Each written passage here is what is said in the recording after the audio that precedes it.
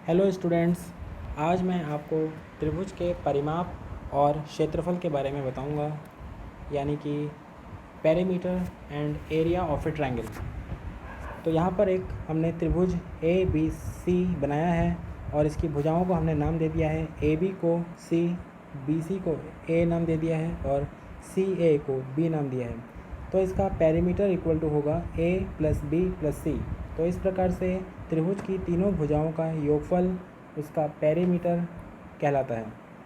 अब इसके बाद नेक्स्ट टर्म आता है सेमी पेरीमीटर या अर्ध परिमाप।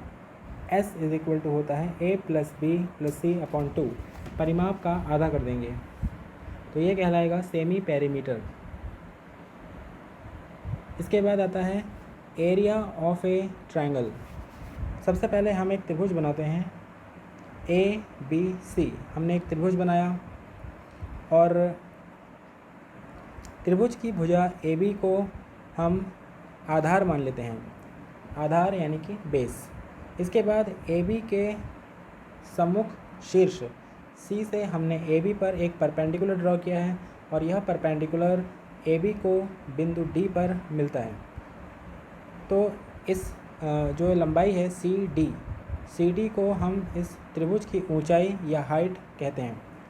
तो त्रिभुज का क्षेत्रफल होता है area is equal to 1/2 into base into height, यानी 1/2 गुणा आधार गुणा ऊंचाई। A is equal to 1/2 into B into H. तो यह होता है त्रिभुज के क्षेत्रफल का सूत्र। इसके बाद आगे बढ़ते हैं पाइथागोरस प्रमेय। पाइथागोरस प्रमेय समकोण त्रिभुज पर लागू होती है, यानी कि राइट एंगल्ड ट्रायंगल। तो यहाँ पर हमने एक त्रिभुज लिया है ए बी सी। इसमें एंगल बी ए सी यह 90 डिग्री के बराबर है और हम जानते हैं कि अगर समकोण बनाने वाली एक भुजा ए बी को हमने आधार मान लिया है तो ए सी हो जाएगी यहाँ पर लंब, इसको हम लंब कहेंगे। और समकोण के सम्मुख वाली भुजा बी सी को हम कहते हैं कर्ण, हाइपोटेनस। तो पाइथागोरस प्रमेय से क्या हो जाएगा, इसमें कर्ण का स्क्वायर इज इक्वल टू लंब स्क्वायर प्लस आधार का स्क्वायर, यानी कि B C square is equal to A C square plus A B square. तो ये हो जाएगा, इसे हम कहते हैं पाइथागोरस प्रमेय। तो यह एक बहुत ही महत्वपूर्ण प्रमेय है, इसका यूज़ बहुत जगह होगा, तो इसको अच्छे से याद कर लीजिए। कर्ण का स्क्वायर इज इक्वल टू लंब स्क्वायर प्लस आधार स्क्वायर। चलिए आगे बढ़ते हैं। Area of A right angled triangle. तो यहाँ पर हमने एक राइट एंगल ट्रायंगल लिया है ए बी सी। इसमें कोण ए बी सी 90 डिग्री है और उसके सम्मुख भुजा ए सी कर्ण है या हाइपोटेनस। इसके बाद एरिया इज इक्वल टू होता है 1/2 इंटू बेस इंटू हाइट। तो यहाँ पर हम जो बिंदु सी है, बिंदु सी से यदि हम भुजा ए बी पर एक परपेंडिकुलर ड्रॉ करेंगे तो वो बी सी ही रहेगा, क्योंकि कोण सी बी ए यह एक 90 डिग्री का कोण है, इसलिए। तो एरिया क्या हो जाएगा इसका 1/2 इंटू ए बी की लंबाई को हमने सी माना है, तो 1/2 इंटू सी इंटू ए। तो एक तो ये फार्मूला आ गया आपका, समकोण त्रिभुज का क्षेत्रफल is equal to 1/2 into c into a. अब एक हम इसको दूसरे तरीके से देखते हैं। यदि हम भुजा ए सी, साइड ए सी को हम बेस मान लें, आधार मान लेते हैं, तो इसके सम्मुख शीर्ष होगा बी। अब हम क्या करते हैं कि बिंदु बी से इस ए सी पर एक परपेंडिकुलर ड्रॉ करते हैं बी डी। तो यह बी डी ए सी को डी पर मिलती है और हमने ए सी को बी माना है और बी सी को ए माना है। अब त्रिभुज का क्षेत्रफल क्या होगा 1/2 इंटू बेस इंटू हाइट। तो 1/2 into B into H is equal to, और जो पहले हमने फाइंड किया था 1/2 इंटू सी इंटू ए, क्योंकि त्रिभुज का क्षेत्रफल तो बराबर ही रहेगा, तो इन दोनों को हमने बराबर रख दिया। इसके बाद यहाँ से हम इस समकोण त्रिभुज की ऊंचाई हाइट निकाल सकते हैं h इज इक्वल टू, तो राइट साइड में है c इंटू ए, हाफ से हाफ कैंसिल हो गया, c इंटू ए अपॉन b। तो इस प्रकार से समकोण त्रिभुज की ऊंचाई h इज इक्वल टू हो जाएगी c into A upon b। That means base into perpendicular upon hypotenuse. तो इस प्रकार से यह भी एक इम्पॉर्टेंट फार्मूला है। फिर हम आगे बढ़ते हैं। Area of an equilateral triangle. अब देखिए, सबसे पहले हमने एक त्रिभुज ए बी सी, इक्विलेटरल समबाहु त्रिभुज कहते हैं इसको। तो ए बी सी एक समबाहु त्रिभुज है, इसका मतलब इसकी तीनों भुजाएं आपस में बराबर होंगी। तो ए बी सी और सी ए को हमने ए मान लिया है। अब त्रिभुज के शीर्ष सी से हम इसकी भुजा ए बी पर एक परपेंडिकुलर ड्रॉ करते हैं सी डी, जो कि सी डी भुजा ए बी को डी बिंदु पर मिलता है। तो C D is equal to हमने एच मान लिया है, ऊंचाई को हम एच मान लेते हैं। इसके बाद एंगल ए डी सी, यह एक 90 डिग्री का कोण होगा। इसके बाद त्रिभुज ए सी डी को अगर हम देखें तो यह एक हो जाएगा समकोण त्रिभुज।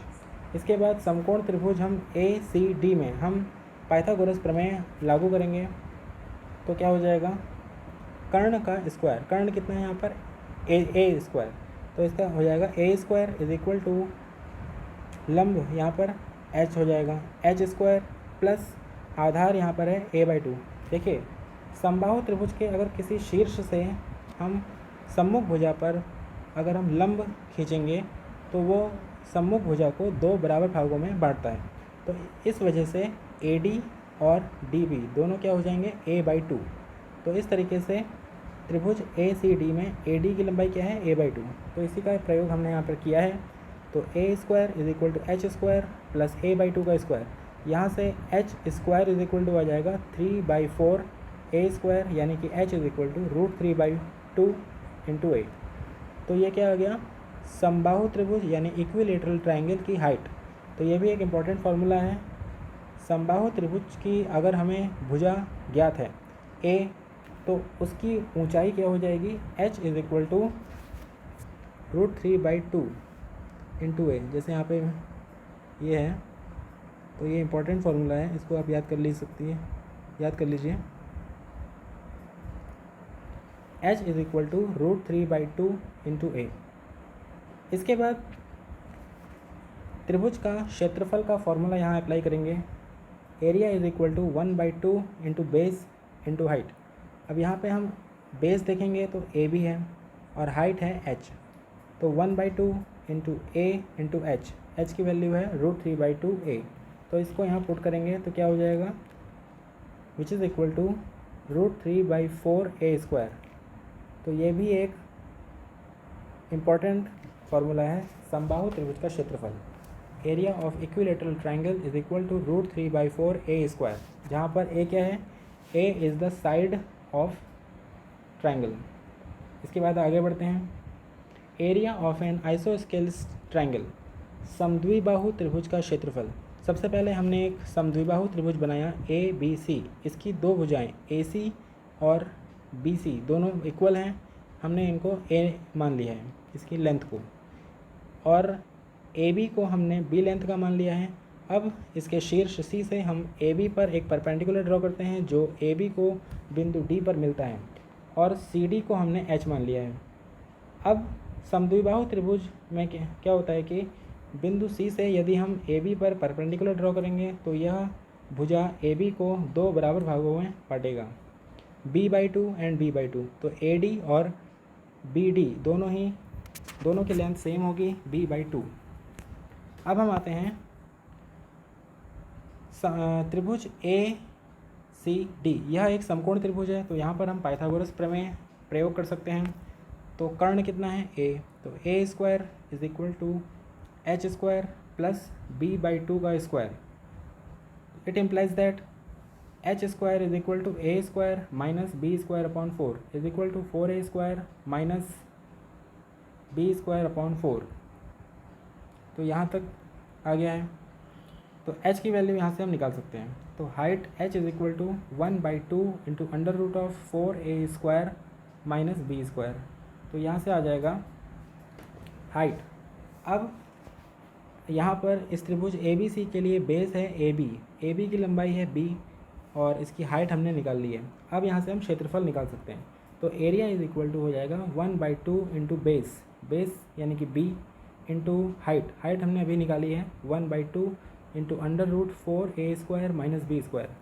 तो एरिया इज़ इक्वल टू आ जाएगा 1/4 b into under root 4a² minus b²। तो यह हो गया समद्विबाहु त्रिभुज या आइसोस्केलेस ट्रायंगल का क्षेत्रफल। तो यह भी एक इम्पॉर्टेंट फार्मूला है, इसको भी आप याद कर सकते हैं। कहीं कहीं पर इसकी भी ज़रूरत पड़ सकती है, वरना आप इसे एक सामान्य समझ से भी इसका फार्मूला फाइंड कर सकते हैं। तो इसको समझना ज़्यादा ज़रूरी है। इसके बाद हम आगे बढ़ते हैं। नेक्स्ट है heroes formula, area of triangle with 3 sides. यह भी एक बहुत ही महत्वपूर्ण सूत्र है त्रिभुज का क्षेत्रफल निकालने के लिए। यदि हमें किसी त्रिभुज की तीनों भुजाएं दी गई हों ABC, तो उस त्रिभुज का क्षेत्रफल हम किस तरह से निकालेंगे, तो यह हीरो ने बताया था। तो इसका फॉर्मूला होता है A is equal to under root S into S minus A into S minus B into S minus C, where S is semi perimeter of the triangle. That means S is equal to A plus B plus C upon 2। तो यहाँ से हम semi perimeter निकाल के और इसकी value इस फॉर्मूले में पुट करेंगे और यहाँ से हम एरिया फाइंड कर सकते हैं। इसके बाद आगे बढ़ते हैं। एक महत्वपूर्ण फार्मूला इसमें और है त्रिभुज का क्षेत्रफल के लिए। त्रिभुज ABC और जिसकी हमने तीनों भुजाओं को लेंथ को कुछ मान लिया है, AB is equal to C, BC is equal to A and CA is equal to B। तो यदि हमें किसी त्रिभुज की दो भुजाएं ज्ञात हों और उनके बीच का कोण ज्ञात हो, तो उसका क्षेत्रफल हम किस तरीके से निकालेंगे, तो उसके लिए ये वाला फार्मूला इंपॉर्टेंट है। तो area of triangle ABC is equal to 1/2 BC into sine A। जैसे यहाँ पर भुजा AC और AB हमें पता है और उसके इन दोनों के बीच का कोण है A। तो इतनी अगर वैल्यू हमें पता हो तो यहाँ से हम क्षेत्रफल निकाल सकते हैं। तो 1/2 BC साइन A, इसी तरीके से 1/2 AB साइन C, क्योंकि यह भुजा AC और BC के बीच का कोण है C। इसी तरीके से 1/2 CA साइन B। तो यह भी एक महत्वपूर्ण फार्मूला है। तो यहाँ से भी आप त्रिभुज का क्षेत्रफल निकाल सकते हैं। तो अभी के लिए इतना ही, धन्यवाद।